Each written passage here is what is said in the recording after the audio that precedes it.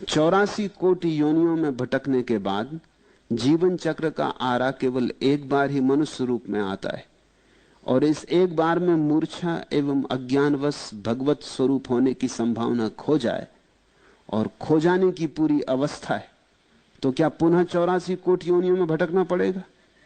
84 कोटि योनियों का अभिप्राय कृपा करके समझाइए और हमें भय से मुक्त करिए। भय से मुक्त मैं तुम्हें नहीं कर सकता, तुम ही कर सकते हो। भय वास्तविक है। तुम चाहोगे कि मैं तुमसे कह दूं कि नहीं जी, कोई चिंता की बात नहीं, 84 कोटि योनियां वगैरह नहीं होती, ताकि तुम निर्भर हो जाओ और लग जाओ अपनी वासनाओं की दौड़ में। फिर नहीं, ये मैं तुमसे नहीं कह सकता। ऐसा ही है, सत्य यही है कि ये जो वर्तुल है ये घूम रहा है। तुमने अगर मनुष्य होने का लाभ ना उठाया तो तुम मनुष्य होने का हक खो देते हो। इस सीधा सा गणित है। आखिर मनुष्य होने का हक तुम्हें मिला है किसी कारण से। बुद्ध से किसी ने पूछा, एक युवक आया, संन्यास्त होना चाहता था। उसने पूछा कि आपको देखकर, राह पर आपको चलते देखकर, आपकी ये प्रसादपूर्ण कांति, आपका ये अपूर्व अपार्थिव सौंदर्य, मेरे मन में भी बड़ी गहन आकांक्षा उठी, मगर मैंने कभी इसके पहले संन्यास का सोचा भी नहीं था, और मैं कभी धर्म इत्यादि में उत्सुक भी नहीं रहा। पंडित पुरोहितों से मैं जरा दूर ही दूर रहा। मेरे पिता और मेरे मां भी मुझे अगर कभी ले जाना चाहते हैं तो मैं बच जाता हूं हजार बहाने करके। पंडितों की बातें सुन के मुझे सिर्फ सिरदर्द हो आता और ऊब आती। मगर आपको देख के मैं बड़ा आंदोलित हो गया हूं और एक भाव उठता है भीतर कि मैं भी दीक्षित हो जाऊं। मगर ये मेरी समझ में नहीं आता कि अनायास, पीछे कोई सिलसिला नहीं है, कोई श्रृंखला नहीं है, अनायास इतनी बड़ी बात होने की मेरे मन में कैसे कामना आ गई। बुद्ध ने आंख बंद की और उसे कहा, युवक तुझे पता नहीं, तू पिछले जन्म में हाथी था, जंगल में आग लग गई थी और तू भागा जा रहा था, सारे पशु पक्षी भागे जा रहे थे, थका मांदा तू एक वृक्ष के नीचे थोड़ी देर विश्राम करने को खड़ा हो गया। तेरे पैर थक गए थे और एक पैर के नीचे कांटा चुभ रहा था, तो तूने वो पैर ऊपर उठाया।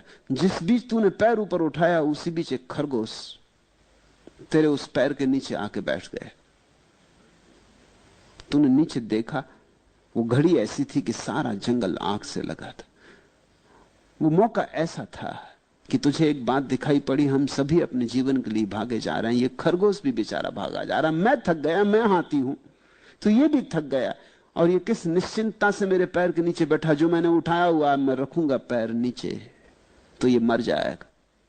वो घड़ी ऐसी थी कि तू अपने जीवन के लिए इतना उत्सुक था, तेरी जीवेशना इतनी प्रबल थी कि बच जाऊं, कि तुझे ये लगा कि जैसे मैं बचना चाहता हूं वैसे सभी बचना चाहते। तुझे बड़ा बोध हुआ और तू पैर वैसा ही उठाए खड़ा रहा, और वो खरगोश नीचे निश्चिंत बैठा रहा। जब खरगोश हट गया तब तूने पैर नीचे रखा, लेकिन पैर अकड़ गया था, तू नीचे न रख पाया, गिर पड़ा।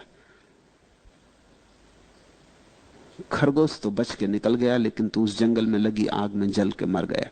लेकिन मरते वक्त तेरे मन में बड़ी तृप्ति थी, एक बड़ी शांति थी, एक अपूर्व उल्लास था, एक आनंद का भाव था कि मैंने खरगोश को नहीं मारा, चलो मैं मर गया, ठीक। उसका फल है कि तू मनुष्य हुआ।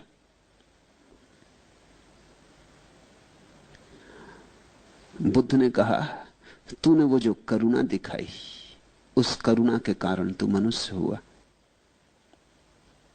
उसी करुणा के कारण तेरे भीतर ये बीज पड़ गया। बुद्ध कहते थे, जिसके जीवन में करुणा हो उसके जीवन में प्रज्ञा आती, बोध आता। और जिसके जीवन में प्रज्ञा हो उसके जीवन में करुणा आती। ये एक ही सिक्के के दो पहलू हैं।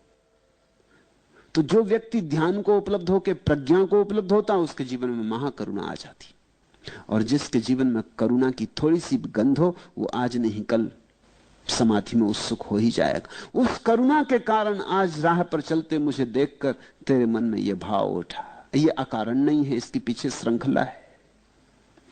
मैं तुमसे कहता हूं कि तुम मनुष्य हो, यह अकारण नहीं है,